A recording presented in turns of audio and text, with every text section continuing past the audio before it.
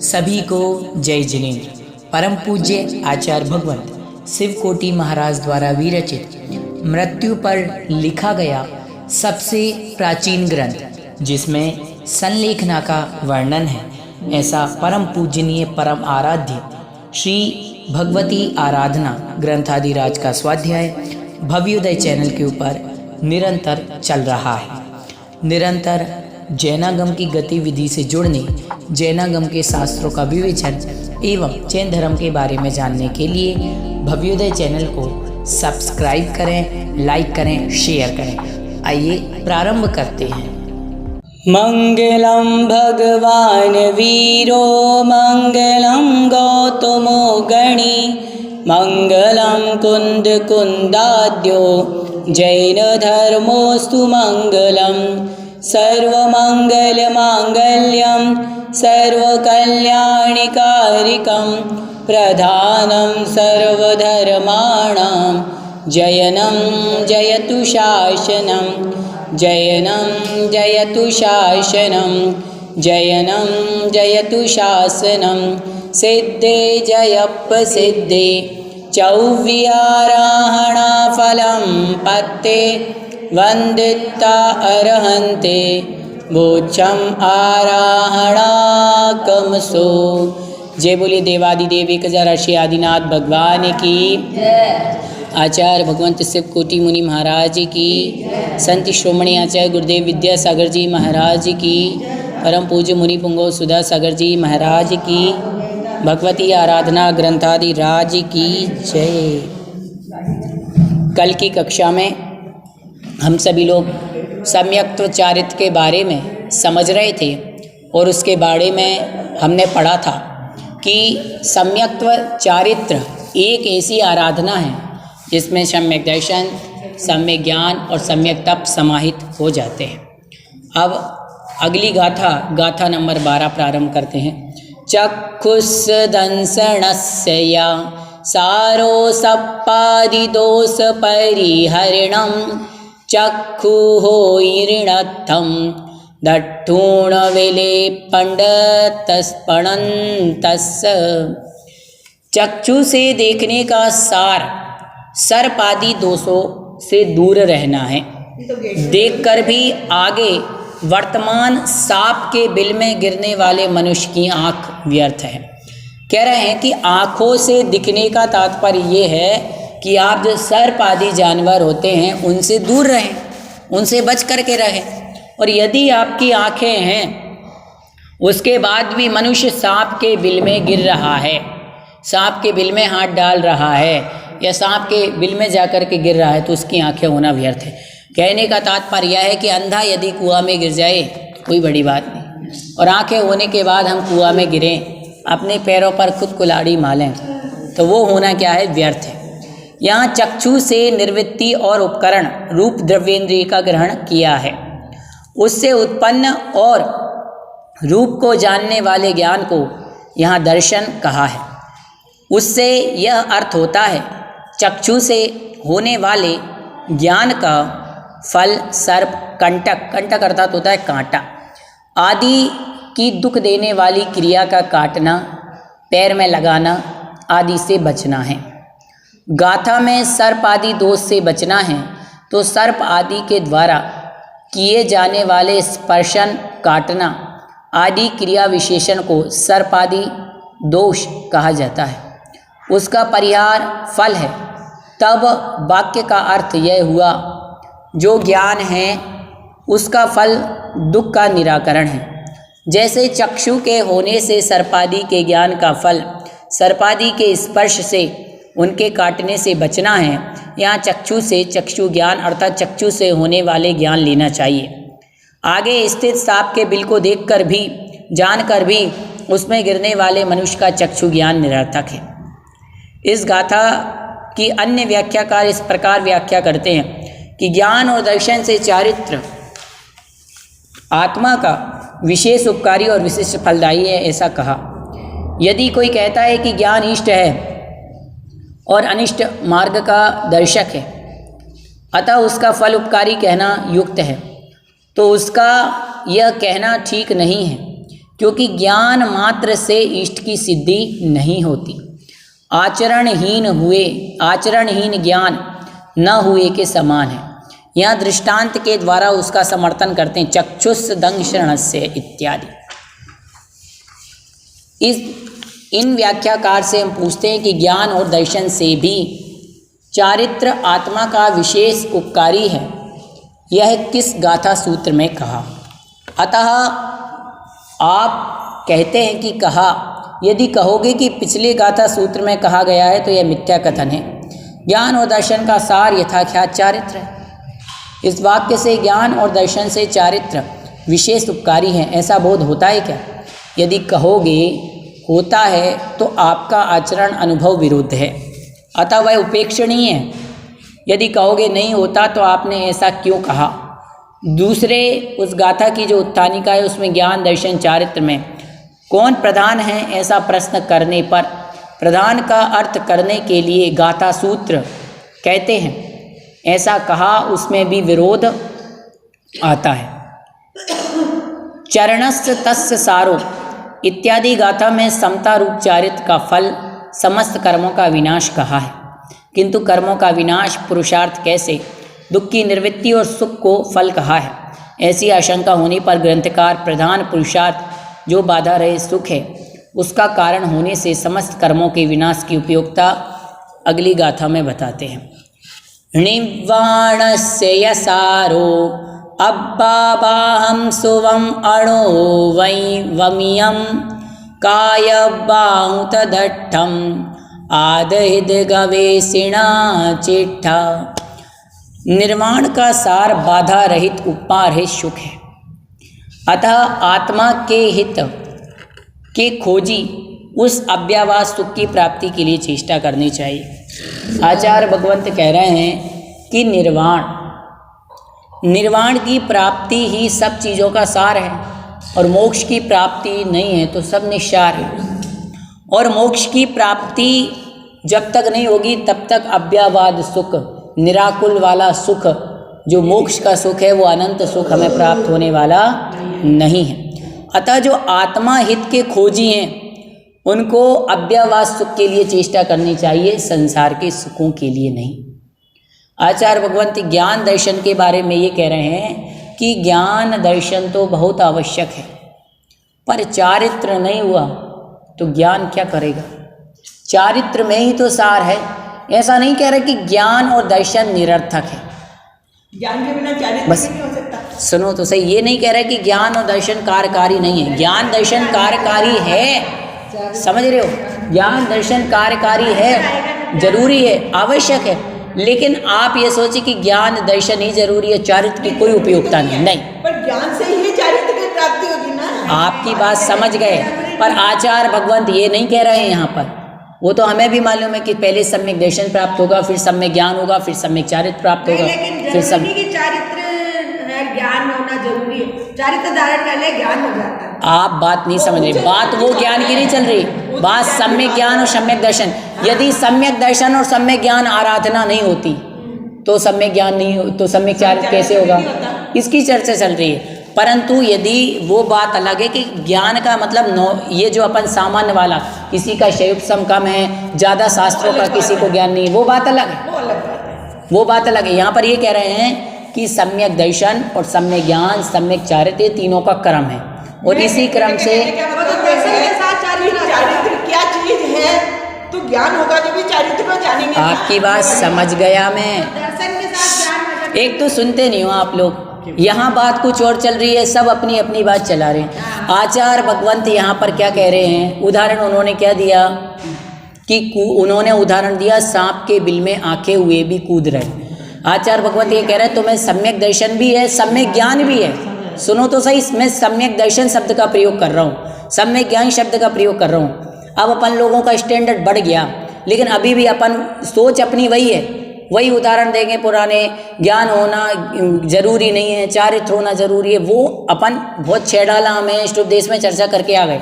अब लेवल अपना बढ़ गया, अब यह चर्चा भगवती आराधना में आराधनाओं की चल रही, तो आप आराधनाओं की चर्चा करो और दूसरी चीज में भटको मत, लेवल बढ़ गया। आचार्य भगवंत कह रहे हैं कि सम्यक दर्शन, सम्यक ज्ञान को प्राप्त करके क्या आपको संतुष्टि हो गई, बस यही प्राप्त करना? नहीं। आचार्य भगवंत कह रहे हैं सम्यक दर्शन और सम्यक ज्ञान को प्राप्त कर लिया तो ये निरर्थक नहीं है, लेकिन यदि इनकी आप सार्थकता करना चाहते हो तो आपको सम्यक चारित्र प्राप्त करना पड़ेगा, तभी मोक्ष मार्ग बन पाएगा। ये बात है।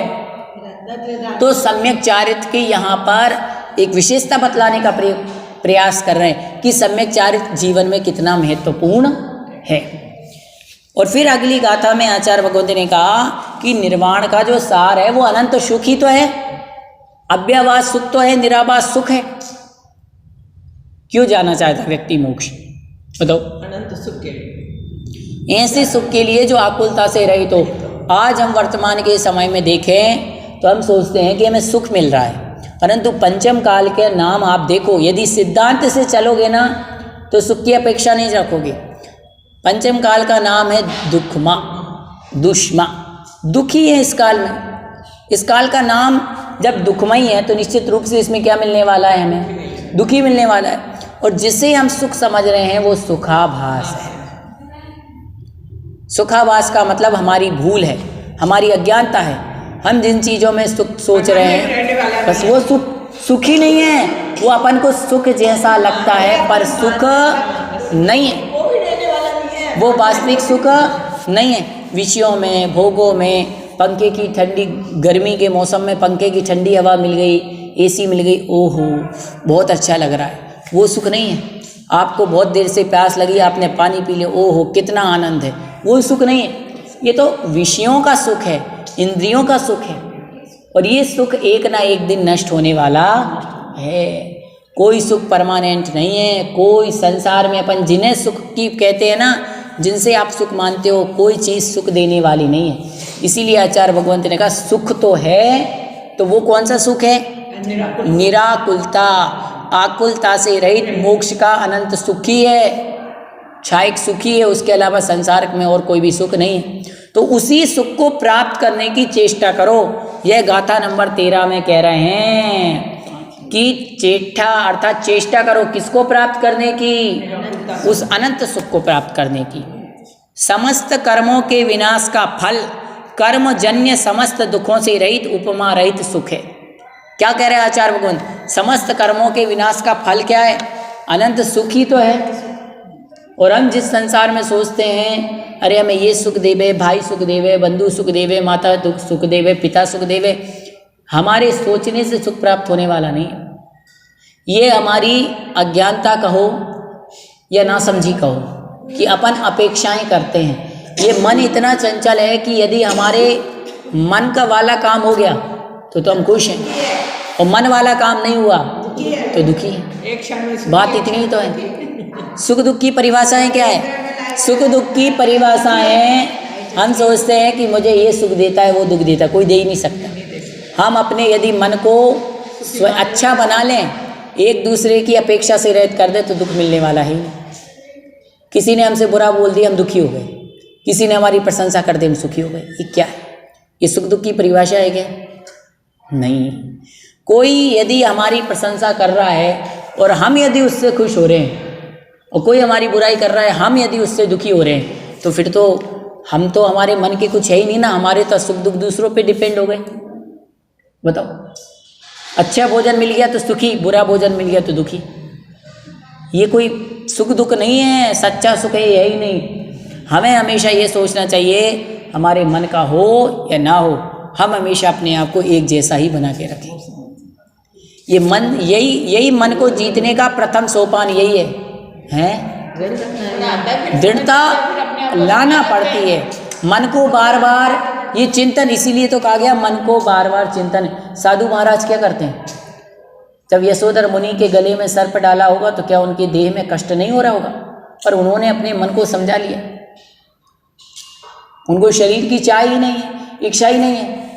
आज हम सोचते अरे कैसे हो जाता है। आज अपने प्रति सोचो कितना कष्ट होता है। कहने की बातें होती हैं, 2 बाल निकालते ही कष्ट होता है, लेकिन उस मन को 1 नहीं, 2 नहीं, लाख करोड़ अनंत बार समझाना पड़ता है। जितनी बार ये गलत जगह जाएगा उसको समझाना पड़ता है। छोटे बच्चे को जैसे डांट के रखते हैं, ऐसे मन को डांट के रखना पड़ता है। परंतु अपनी बात क्या है, अपन ने मन को खुला छोड़ दिया। खाओ पियो मौज करो। मन को पहले ही कह दिया आपने, खाओ पियो, और जिस दिन मौज है तो सुखी, और जिसके मौज नहीं है तो दुखी। क्या ये सुख दुख की परिभाषा है?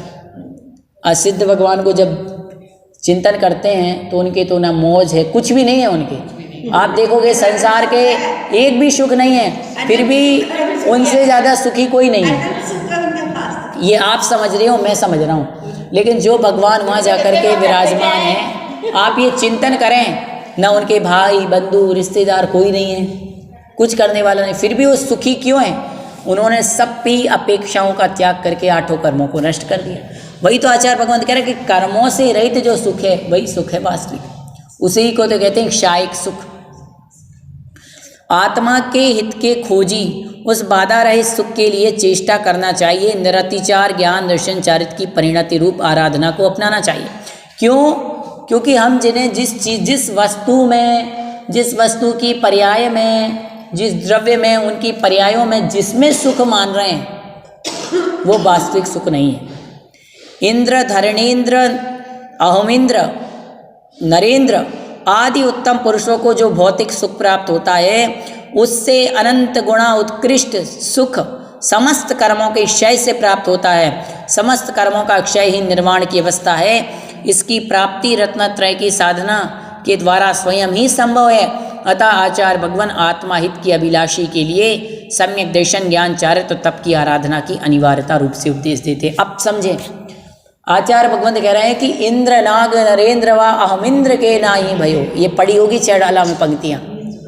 जो सुख हमारी आत्मा में ध्यान ध्याता ध्येय इन सब के एक होने से होता है, जो सुख सिद्ध भगवान को होता है वो सुख इंद्रों के, धरणेन्द्र के, नरेंद्र के, अहमिंद्र के भी नहीं हो सकता। जबकि उनके पास सब कुछ है, कंठ में अमृत जर जाता है, कितने देवी देवता सेवा करते हैं उनकी, फिर भी उनके सुख नहीं है। उनके भी उनकी आयु पूरी हुई 33 सागर जितनी भी है उनको वापस। अरे जब आयु पूरी होगी जब की बात अलग है, लेकिन उस टाइम भी सुख नहीं है। समझ रहे? सुनो, कहने की तात्पर्य मैं ये कह रहा हूँ, यदि सौधर्म इंद्र भी है, उसकी आयु पहले स्वर्ग की कितनी आयु है? पहले दूसरे स्वर्ग की जगन आयु 10,000 वर्ष है। अब 10,000 वर्ष की भी किसी को कम से कम आयु मिलती है तो 10,000 वर्ष भी कोई कम नहीं है। अब 10,000 वर्ष में भी जिस समय वो सुख का भोगता कर रहा है ना, उस समय भी उसे सुख नहीं है। स्वर्ग में इतने सारे इंद्र वो बैठे हैं जिनकी 10 सागर, 1 सागर, 7 सागर, 10 सागर, फिर कितने कितने 17, 22, 33 सागर वाले जो देव बैठे हैं, वो भी मन में क्या सोचते हैं? मैं सुख है, नहीं है सुख। आयु जब खत्म होगी, जब दुख होगा, तब की बात अलग है। जिस समय वो रहते हैं उसको ये भी देखते, इसके देवियाँ ज़्यादा हैं, इसके कम है, इसके वैभव ज़्यादा है, इसके वैभव कम है। उनके लोभ कषाय की अधिकता होती, उससे वो एक दूसरे से ईर्ष्या करते रहते हैं। सबसे ज़्यादा मानसिक दुख होता है, और मानसिक दुख से बड़ा कोई दुख नहीं। समझ है? तो वही तो मैं कह रहा हूँ। लेकिन जब देवों के सुख नहीं है तो अब किनको सुख मानोगे? किन्हें सुखी मानते हो? यदि सर्वार्थ सिद्धि में सुख होता, सर्वार्थ सिद्धि अच्छा होते, तो फिर अपन ये क्यों कहते सर्वार्थ सिद्धिते चये मरुदेवी ओर आए। भगवान तुम क्यों आए मरुदेवी माता की ओर में? वो सर्वार्थ सिद्धि में क्या सुख नहीं था? तो भगवान ने ये बतला दिया कि सर्वार्थ सिद्धि को छोड़ करके, वहाँ सर्वार्थ सिद्धि की आयु पूरी करके वो मरुदेवी माता के घर में आकर मनुष्य पर्याय को धारण करके मोक्ष गए। अर्थात ये बात होती है कि कहीं पर भी सुख नहीं है। सिद्ध से भी यदि उत्कृष्ट कोई सुख होता तो उसको भी भगवान प्राप्त करते, लेकिन इससे बड़ा कोई सुख, क्योंकि वहाँ पर क्षायिक सुख प्राप्त हो गया। इसीलिए ये आचार्य भगवंत बार बार समझाते हैं कि संसार में जिस वस्तु तत्व में हम सुख मान रहे हैं ये वास्तविक सुख नहीं है, नहीं है, नहीं है। और यदि हम इन विषय भोगों में सुख मानते हैं तो ये हमारी अज्ञानता कहो, मूर्खता कहो या नासमझी कहो। ये मन को अपन को पक्का बनाना पड़ेगा, और मन नहीं माना तो समझ लेना भाव खराब है। हमारा भाव खराब, जीवन खराब, सब कुछ खराब। जो मनुष्य पर्याय मिली थी, इतना पुण्य कमा करके आए थे, वो सब क्या हो गया? बेकार हो गया, व्यर्थ हो गया। आपने जो इतना पुण्य करके मनुष्य पर्याय प्राप्त की, और इस जीवन में हम वास्तविक सुख को नहीं समझ पाए कि वास्तविक सुख कहाँ मिलने वाला है, और उसके लिए हम काम नहीं कर पाए, तो क्या करेंगे जीवन में? सोचो। इसीलिए आचार्य भगवंत कह रहे हैं कि तो सम्यक दर्शन, सम्यक ज्ञान, सम्यक चारण, सम्यक तप, ये 4 आराधना का जो उपदेश दिया गया वो अनिवार्य है। इसके अलावा और कुछ नहीं। ये आराधना का उपदेश आप सबके लिए और हम सबके लिए क्या है, बहुत बहुत अनिवार्य है। अब आगे गाथा नंबर 14 कहते हैं, जम्हा चरित सारो पणिया आराहणा पवयणम में सवस्स पवयणस्य या सारो आराहणातमः। प्रवचन में चारित्र का फल आराधना कहा है, इसलिए समस्त प्रवचन सार का आराधना ही है। मतलब प्रवचन का सार क्या है, आराधना।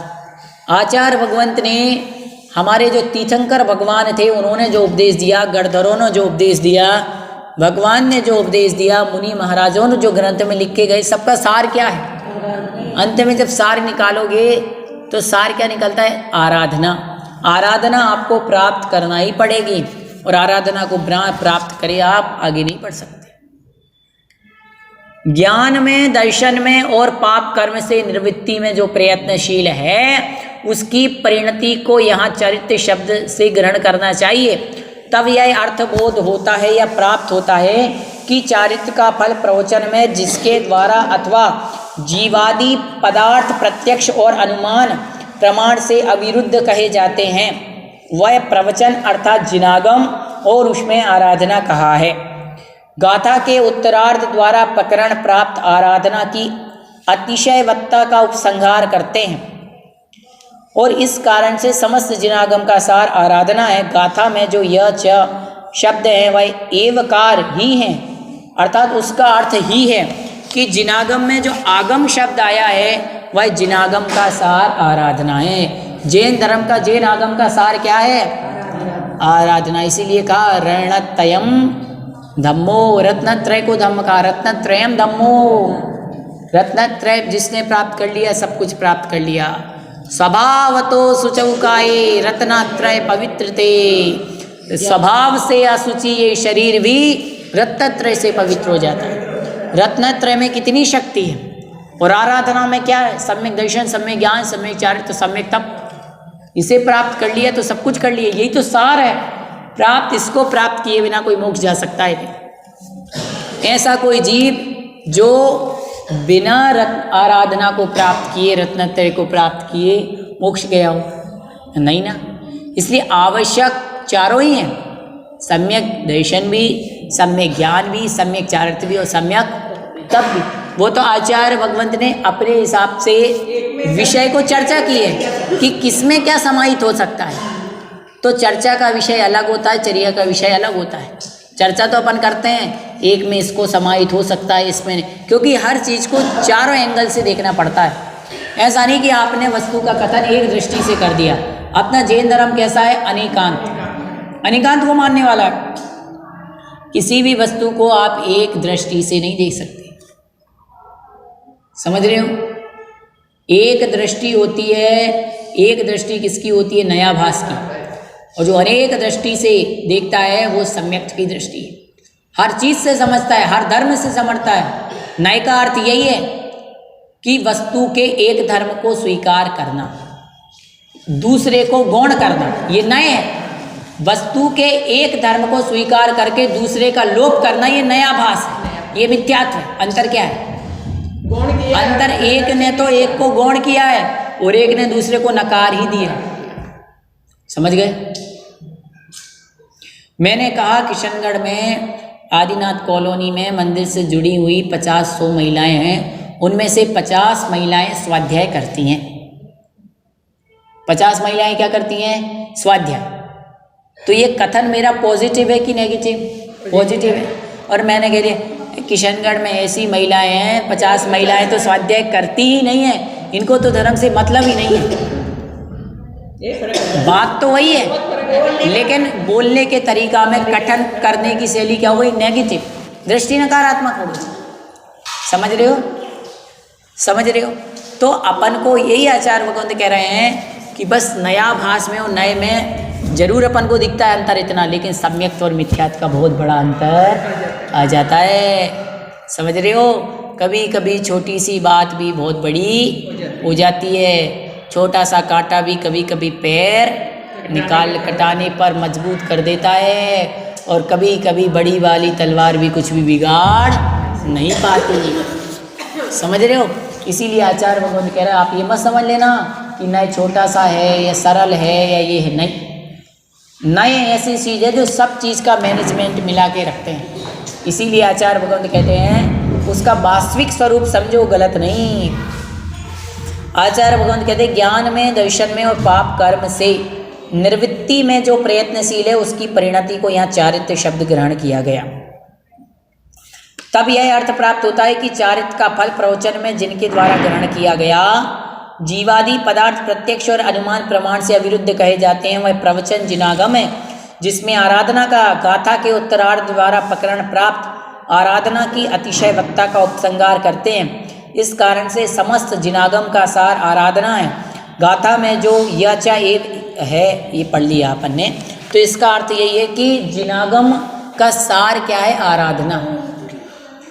अन्यत्र इस गाथा की व्याख्या इस प्रकार की गई कि जो यह फल कहा वह चारित्र सामान्य से प्राप्त होता है या विशिष्ट चारित्र से प्राप्त होता है। इसके उत्तर में आचार्य ने जमहा चरित्र सारो गाथा कही। हमारा प्रश्न ये है कि आपकी उत्थानिका के अर्थ का गाथा के साथ मेल खाता है क्या? इस विषय में श्रोतागण ही प्रमाण है, हम अधिक क्या कहें। आगम में आराधना की अतिशयवत्ता क्यों कही, इसका समाधान अब आगे गाथा में करते हैं। सुचिरमवीर्णदिचारं विहृत्ताणान दंसन चरित्ते मनने विराधयित्वा अनंत संसारियो निदिष्टो। ज्ञान, श्रद्धा और चारित्र में बहुत काल तक भी अतिचार के बिना विहार करके मरण काल में विराधना करके अनंत भव धारण करने वाला देखा गया है। क्या कह रहे हैं? जिसने सम्यक दर्शन, सम्यक ज्ञान और सम्यक चारित्र को प्राप्त, मतलब ज्ञान, श्रद्धान और चारित्र में बहुत काल तक जिसने अतिचार के बिना विहार किया और मरण काल में विराधना की, तो वो अनंत भव धारण करने वाला देखा। कि जीवन में तो उसको धारण करके पालन किया, फिर लास्ट में अतिचार बिगाड़ दिया। वही कह रहे हैं। कई ऐसे भी होते हैं जो मिथ्यात्व के साथ करते हैं, चारित्र का पालन तो कर रहे हैं परंतु सम्यक्त्व नहीं है, जिनागम पर श्रद्धा नहीं है, मिथ्यात्व है। और मिथ्या चारित्र जो करते हैं, कूतप करते हैं, खोटा तप करते हैं, तो उनका संसार कैसा है? अनंत है। और हम सोचे अरे इतने अच्छे साधु इतनी तपस्या करते हैं, क्योंकि तपस्या तो सभी करते हैं, तपस्या तो सभी करते हैं, लेकिन सार्थक तपस्या का मतलब है जो मोक्ष को प्राप्त कराने वाली। अपन ने पढ़ा था तप तो चौथे गुणस्थान वर्ती भी कर रहा है, लेकिन वो जितने कर्मों की निर्जरा कर रहा है उनसे ज्यादा कर्मों को बांध रहा है। पहले गुणस्थान वाले भी कर लेते हैं तब तो, बस तब तो करते हैं ना, खोटा तप, मिथ्या तप ये तो करते ही हैं, लेकिन उसका कोई सार नहीं है, निकलता है क्या? नहीं। तो आचार्य भगवान कह रहे हैं कि ज्ञान और दर्शन में समता पूर्वक चरित्र में, समता रूप चारित्र में सुदीर्घ काल तक अतिचार रहित विहार करने पर भी ज्ञान, दर्शन, चारित्र का निर्दोष पालन करके भी जब उस पर्याय के विनाश का समय आवे, अर्थात मरते समय यदि रत्नत्र रूप परिणाम को नष्ट करके मिथ्या दर्शन, अज्ञान, असंयम रूप परिणामों को अपनावे, तो उसका संसार अनंत होता है। अर्थात कर्म भूमि में मनुष्य पर्याय की उत्कृष्ट आयु एक पूर्व कोटि है। 8 वर्ष की अवस्था पश्चात संयम धारण करके कुछ कम एक पूर्व कोटि काल तक निरतिचार पालन किया, किंतु मरण काल आने पर उससे च्युत हो गया। संसार में चिरकाल भ्रमण करना पड़ता है। इस चिरकाल परिभ्रमण के बहाने सूत्रकार उसकी मुक्ति का अभाव बतलाते हैं। फिर उसकी मुक्ति होना संभव। वे जीव धन्य हैं जिन्होंने अत्यंत दुर्लभ मनुष्य पर्याय को प्राप्त करके सम्यक दर्शन, ज्ञान, चारित्र, तप को निरतिचार आराधना की, अंत में समाधि मरण को प्राप्त किया। किंतु वे जीव जो रत्नत्रय को प्राप्त करके भी जीवन के अंत में 4 आराधनाओं के फल को प्राप्त नहीं कर पाते, निसंदेह दीर्घ संसारी पापिष्ट जीव हैं। चारित्र मोहिनी कर्म का तीव्र उदय संयम मार्ग में अवरोधक है। दीर्घ संसार का हेतु यथा विवेकी सज्जनों को व संयतों को चारित्र मोहिनी का क्षय करने के लिए चारित्र का निर्दोष पालन करना चाहिए। संयम को प्राप्त करके प्रमादी नहीं बनना चाहिए, ना ही अन्य वैरागी संयम साधकों की साधना में बाधक बनना चाहिए। किसी की भी दीक्षा आदि सत्कार्यों में व्यवधान डाल करके अपने चारित्र के घातक कर्मों का आश्रय नहीं करना चाहिए। सदैव रत्नत्रय धर्म में रत्नत्रयधारी साधु पुरुषों में वात्सल्य व प्रमोद भाव धारण करते हुए उसकी वृद्धि की भावना अनुमोदना करना चाहिए। दूसरों की संलेखना में बाधक अपने लिए भी बाधक हो जाता है। संलेखना से च्युत होकर के अनंत काल तक भव ग्रहण करना पड़ता है। इस प्रकार से आज की कक्षा में आपकी 15 नंबर तक की गाथा में चर्चा हुई। आचार्य भगवंत ने देखो यहाँ पर प्रारंभ हो चुका है संलेखना के बारे में चर्चा कि जीवन भर तो आपने संयम का पालन किया, लेकिन जब अंत समय महत्वपूर्ण आया कि अब आपके लिए वह जो महान समाधि संलेखना है उसको करके अपनी मनुष्य भाव को सार्थक बनाना है, तो उसी समय हम क्या हो गए, च्युत हो गए।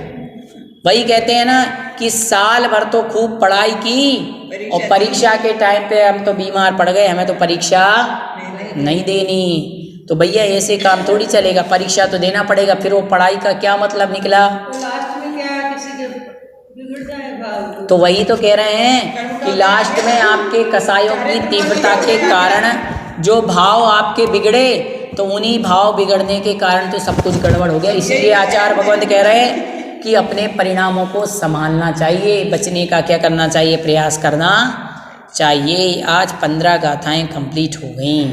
आज की कक्षा में इतना है। जिनवाणी स्तुति। शास्त्र पठन में मेरे द्वारा यदि जो कहीं कहीं प्रमाद से कुछ अर्थ वाक्य पद मात्रा छूट गई, सरस्वती मेरी उस त्रुटि को कृपया क्षमा करें और मुझे कैवल्य धाम में मां विलंब धरें। जय बोलिए आचार्य भगवंत शिव कोटि मुनि महाराज की जय।